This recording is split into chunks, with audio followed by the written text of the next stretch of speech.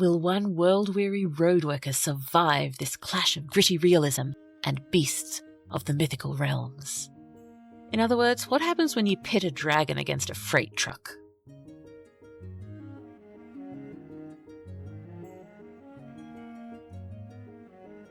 Here There Be Dragons. Written and read by Moonfeather Blue.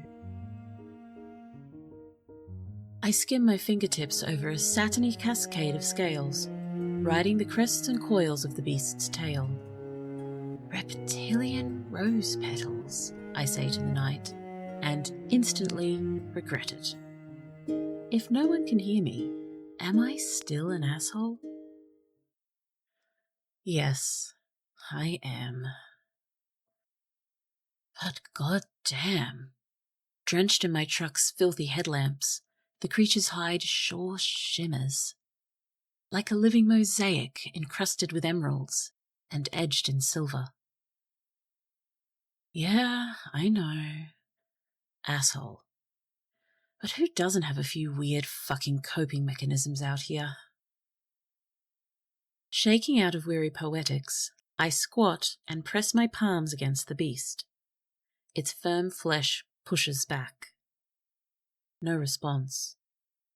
Distracted by a distant roar, my eyes assess of their own accord.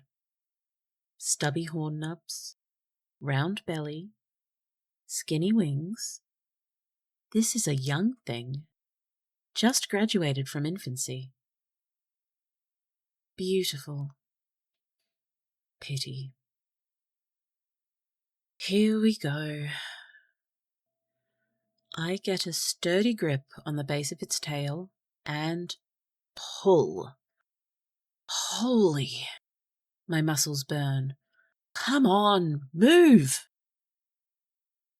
I grunt and curse and strain, hurling almighty effort into my shoulders. The beast budges. I dig in my heels and, inch by inch, heave half a ton of mythical roadkill off the highway.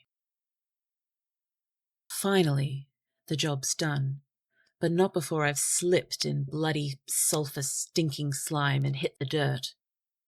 Twice. God damn, I'm stiff. I crack my neck, and a sigh escapes me. That's the third carcass tonight. These mountain passes are the worst. A massive freighter roars by. Way too close. Asshole. If I hadn't stopped to clear the road, they'd have a serpent-splattered windscreen and an overturned trailer.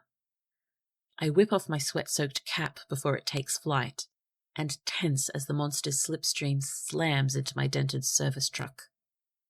I hold my breath.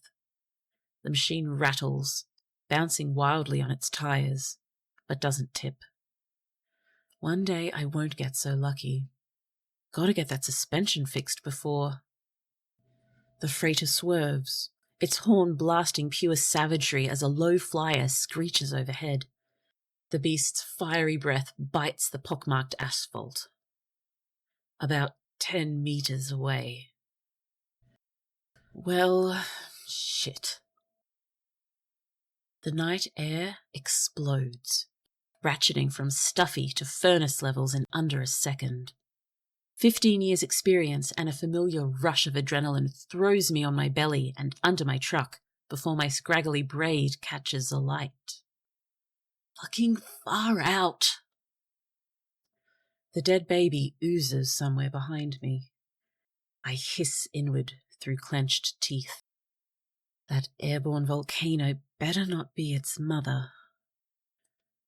Huddled beneath my makeshift shelter, sweat pours from my baking brow into my eyes.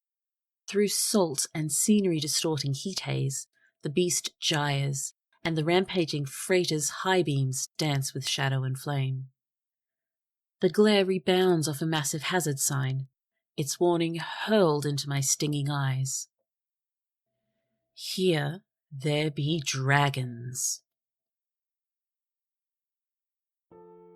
Hello, hello. In the current timeline, as far as I am aware, I am still Moonfeather Blue, fantasy writer and magical library in human skin. Thank you so much for reading this story with me. If you liked it, if you could please like it and perhaps share it with some like-minded friends. If you wish to aid Blue in these writing adventures we're on, a simple like and share are the most wonderful things you could possibly offer.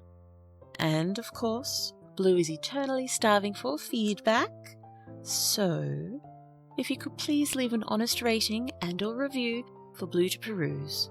She would appreciate it so very much. To the moon and back, Blue appreciates you. Thank you. So, some of you might already know this story. I worked on it on my first ever editing stream, which I will link below. Why not? It is the first of 4 stories that I released a few years ago, although it has been reasonably tweaked since then. Can we say that? It is reasonably tweaked. It is not quite the same story it was. It's close, but not quite.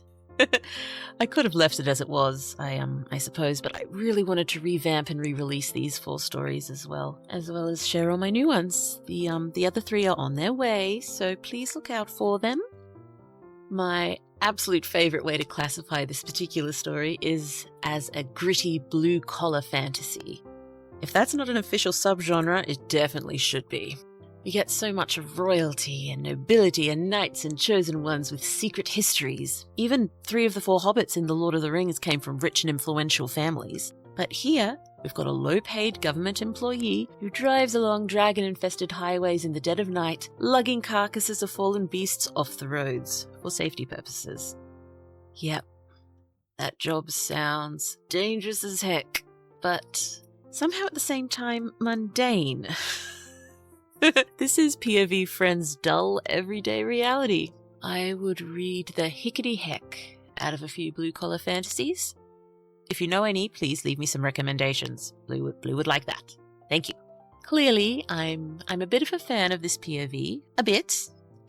Yeah, a bit. Since it's such a shorty story, it clocks in at 453 words. We can't go into too much detail about her, but I'm seeing her, 40-something auntie with cynical, self-aware energy, an eternally messy braid, and a few years' worth of sleep to catch up on. But what do you think? How did POV Friend get into this work? Is it almost a family business? Her father was a carcass clearer, grandmother was a carcass clearer, but why hasn't POV left if the work is so tiring and dangerous? What happens when she crawls out from under her truck? Is she even able to crawl out from under her truck, or does the dragon land to investigate the carcass? Does the dragon land on her truck? And, have you thought about this? Is there a fanatical, almost cult-like movement whose entire ideology revolves? Is there a fanatical, almost cult-like movement whose entire ideology revolves around wiping dragons from the face of the earth? It'd definitely make the roads safer, but I've got a feeling POV would wind up thwarting all their cunning plans. However tired and detached she is, from the way she describes the carcass, I'm betting she's got plenty of repressed awe and respect for these dragons. I don't know. I wrote this story quite a while ago, and I've had all sorts of random ideas since then. But Blue would like to hear yours. So please share all of your amazing ideas in the comments. And, as I'm sure you've noticed, I commissioned some lovely art for this story, and it features a potential scene from this POV's life. Yes, I will just duck out of the way so you can have a proper look. Ducking. Isn't it wonderful? I love it. I do. This was illustrated by the lovely Sune. Please do check them out on their Instagram at House of Sune's Verse, and I will leave a link in the description. I am back in position. I just love it. We've got POV Friend driving along, and she's trying to pass a giant truck coming at her. But wait, there's a dragon as well, and it's breathing fire, and it's burning up the roads, and we're going to have to drive through the fire, just like they drive through the house in Twister. Why do I keep thinking of Twister? We're driving through the fire. Thank you so much again for this beautiful art, Sune. Blue did commission it back when she was perhaps a little bit overexcited and hopeful of commissioning art for every short story's thumbnail. And it didn't take me too long to realize that that's probably not possible at this time. I still so very much wanted to use this wonderful illustration and to make sure it receives the awe and admiration it deserves, and it makes such a superb background, doesn't it? Admire it now, please. Continue to admire it some more.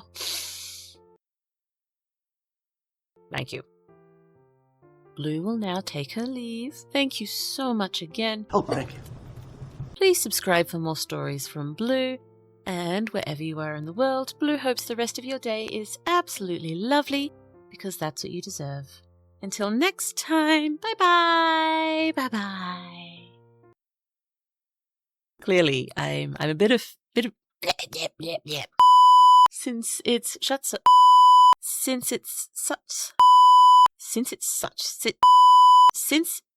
such a shorty. Why do I do this to myself?